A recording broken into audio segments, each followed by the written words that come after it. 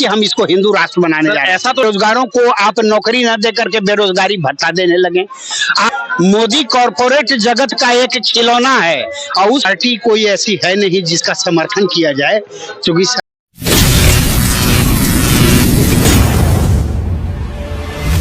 Hello दोस्तों, स्वागत है आपको पब्लिक सेवा न्यूज में। आज हम पटना के पार्क में सीआईडी पार्क में आ चुके हैं और 2024 का जो चुनावी माहौल है उनके बारे में चर्चा करेंगे। तो 2024 में आप किस पार्टी को समर्थन देना चाहते हैं?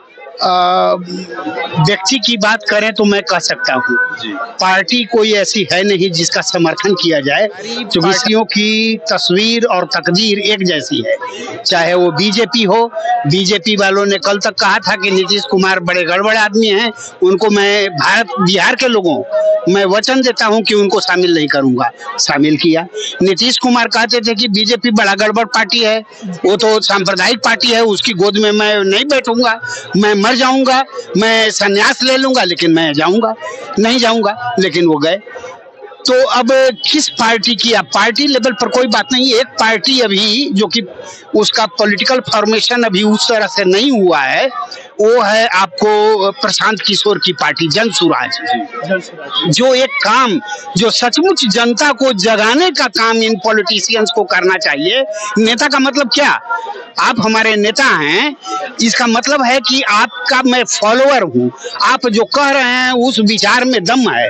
अब यहाँ तो स्थिति ये है कि बिहार भारत का गृह मंत्री भी जो कहता है उसकी बात को लोग समझते हैं कि तो मजाक कर रहा है, प्रधानमंत्री कहते हैं तो लोग कहता है कि बड़ा फेंकू है।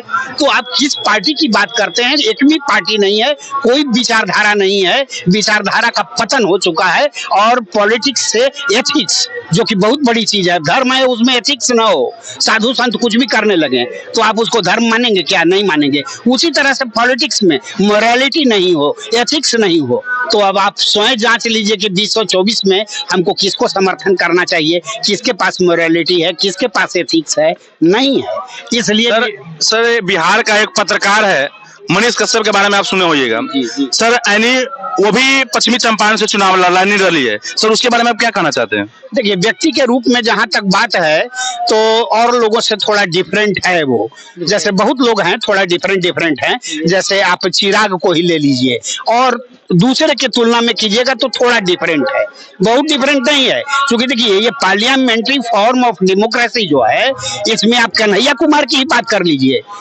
ये जेएनयू का छात्र रहा है और ये वामपंथी रहा है, इसकी समग्र विचारधारा जो है वह प्रोलेटेरिएट के साथ है, गरीब दबे कुचले लोगों के साथ है। लेकिन क्या आप समझते हैं कि जब ये पार्लियामेंट में जाएगा तो क्या वो आदमी वो रह जाएगा? नहीं। इसका उदाहरण है लालू जी जिस समय मुख्यमंत्री हुए थे बिहार का, तो हम लोगों को बहुत होप था कि ये गरीब का बेटा जो है, भैंस पर चढ़ने वाला, वो पहली दफा मुख्यमंत्री हुआ है। इसको लोगों ने बुलाया बोट क्लब पर माला उला पहना करके और लालू जी को कहा कि जाओ तुम भी कमा लो। ये बेचारे कमाने में लग गए, अब जेल में भी हैं। अभी गरीबों की बात क्या करेंगे?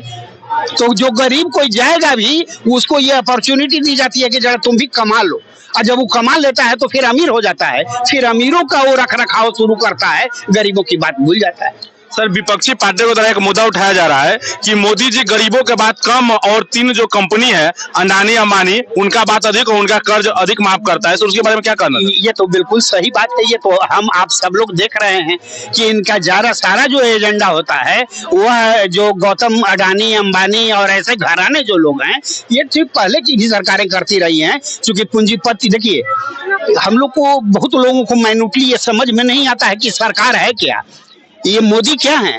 मोदी कॉर्पोरेट जगत का एक खिलौना है और जगत में इतनी शक्ति होती है, यानी पूंजीपतियों की, सारा लोहा उन लोगों का, सब कुछ उसका है, सरकार भी उसी की है, ब्यूरोक्रेसी भी उसी की है। और वो प्लास्टिक के खिलौने में चाबी डाल देगा, वो प्लास्टिक जो है वो दौड़ने लगेगा। वही है नरेंद्र मोदी कल से अगर अमीरों के हित में काम न करेंगे तो इनको हटा दिया जाएगा। ये देखा, बहुत सारे प्रधानमंत्री मारे गए हैं, पूरी दुनिया में मारे जाते हैं। सर मोदी जी कह रहे हैं कि हम तो गरीब को 5 किलो अनाज देते हैं, क्या गरीब का 5 किलो अनाज से ही जीवन चल सकता है? हाँ, नहीं चल सकता है, ये तो कोई भी कहेगा। ये तो एक तरह से अब बेरोजगारों को आप नौकरी न दे करके बेरोजगारी भत्ता देने लगे। आप स्कूल में बच्चों को अच्छी पढ़ाई न दे करके आप उसको मिड डे मील दे रहे हैं, साइकिल दे रहे हैं। ये क्या है? इससे तो तकदीर नहीं बनेगी किसी देश की। इससे गरीब का, सरकार का इससे मंशा है कि गरीब के बच्चा और गरीब ही रह जाए, वह आगे नहीं बढ़ पाए। बिल्कुल बिल्कुल यही मंशा है कि जो तुम इस स्थिति में हो इसी में रहो, हम तुमको खाना पीना कपड़ा लत्ता का जुगाड़ करते रहेंगे और तुम इसी तरह से आवारागर्दी करते रहो। ये न तुम्हारे लिए हम अच्छी शिक्षा देंगे, अच्छी शिक्षा देने के लिए अमीर घरानों के लिए हमने अलग स्कूल खोल रखा है, न हम तुमको स्वास्थ्य सुविधा देंगे। हाँ, तुमको आयुष्मान भारत दे दिया है, मरोगे तो जाओगे हॉस्पिटल में तो वहाँ 1 लाख का खर्चा होगा और हॉस्पिटल वाले 5 लाख निकाल लेंगे। तुमको जो 5 लाख मिला है उठा लेगा, ले लेगा। तेजस्वी यादव के बारे में आप क्या बताना चाहते हैं? तेजस्वी यादव संघर्ष कर रहे हैं, इनके बारे में मैं कुछ कह नहीं सकता हूँ। वो एक समग्र रूप में मैंने कह दिया कि सारी पार्टियों की तकदीर और तस्वीर एक जैसी है। अब तो और ये बात है, जैसे इसको भी मैं नोट करना चाहूंगा आपके सामने कि लालू जी राजद की पार्टी, ये तो इन्होंने खुद साबित कर दिया कि पहले तो ये जाति की पार्टी भी कही जाती थी कि लालू जी जो हैं वो यादवों के मसीहा हैं। अब तो ये भी नहीं, मसीहा भी नहीं रहे, अब तो ये अपने परिवार की पार्टी हो गई। बीजेपी के ऊपर भी तो सवाल खड़ा हो रहा है, यह कह रहा है कि हिंदू मुस्लिम का भ्रम देश में फैला रहा है, हिंदू मुस्लिम कर रहा है, इसलिए हम तो हमारे समाज को भी जो है ये गलत संदेश जा रहा है। बिल्कुल, आप तो देख रहे होंगे अभी जगह जगह पर सड़कों पर लिखा हुआ है हिंदू नववर्ष। ये पहली दफा मैं देख रहा हूँ, मेरी उम्र पर 66 साल है, इस तरह का लिखावट सड़कों पर हिंदू नववर्ष। माने ये तो जाहिर है कि चैत्र जो है वह नववर्ष है, एक हिंदू का कैलेंडर है उसके अनुसार, लेकिन बल दे करके जगह जगह पर लिखा जा रहा है। यानी कहीं न कहीं ये कुछ लोगों ने ये मैसेज दे दिया है लोगों को कि हम इसको हिंदू राष्ट्र बनाने जा रहे हैं। ऐसा तो नहीं है कि फूट डालो और शासन करो की नीति अपना रहे हैं? तो ये तो है, ये तो तमाम सरकारें करती हैं, फूट डालो और शासन करो। ये तो बहुत ओल्ड एडेज हो गया अंग्रेजों के समय। आपसे मैं एक सवाल पूछेंगे, 3 प्रत्याशी अगर आपके बीच में रखेंगे, एक बीजेपी का कैंडिडेट रहेगा, एक आरजेडी का कैंडिडेट रहेगा, एक मनीष कश्यप रहेगा, तो आप किसको पसंद करना चाहते हैं? मनीष कश्यप तो अभी इस योग्य नहीं है। क्या कारण जी यह इस योग्य नहीं है? नहीं है, मतलब वो पॉलिटिकल अनुभव है ही नहीं उनके पास। यानी उसका ये गरीबों का मुद्दा उठा रहा है, यही कारण है? 1 मिनट नहीं, गरीबों का मुद्दा उठाना, ये तो हम गरीब हैं तो हम भी उठा दे सकते हैं। इसका सॉल्यूशन देना ये कोई मैच्योर्ड पॉलिटिक्स। मनीष कश्यप तो कह रहा है कि हम जब सदन में जाएंगे, सदन में दहाड़ेंगे, गरीबों का आवाज उठाएंगे, हमको मौका दीजिए, हमको चुनाव में जिताइए, जो उसका कथन है।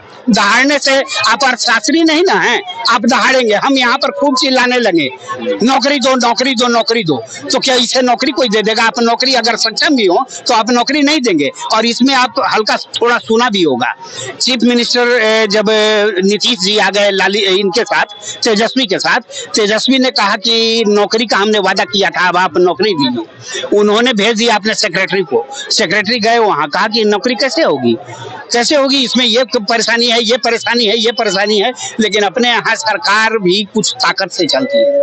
उन्होंने कहा कि चाहे जो हो, आप रहें या न रहें, तो लोग समझ लेता है कि तो मार वो करेगा। सर, इससे प्रतीत होता है कि आप आरजेडी को समर्थन कर रहे हैं? नहीं, हमने तो पहले कह दिया कि मैं किसी पार्टी के पक्ष में नहीं हूँ, क्योंकि किसी में कोई जैसा चरित्र नहीं है, इसमें एथिक्स नहीं है, मोरालिटी नहीं है, उसमें हम आरजेडी का समर्थन क्यों, कांग्रेस का समर्थन क्यों, बीजेपी का समर्थन क्यों? ये सब में ही एकदम करप्ट लोग भरा हुआ है। और मोदी ने तो वादा किया था कि हम स्विस बैंक से पैसा ले आए क्या? नीरव मोदी को, हाँ, नीरव मोदी को, और कितने लोग भाग गए पैसा लेकर के, लोगों को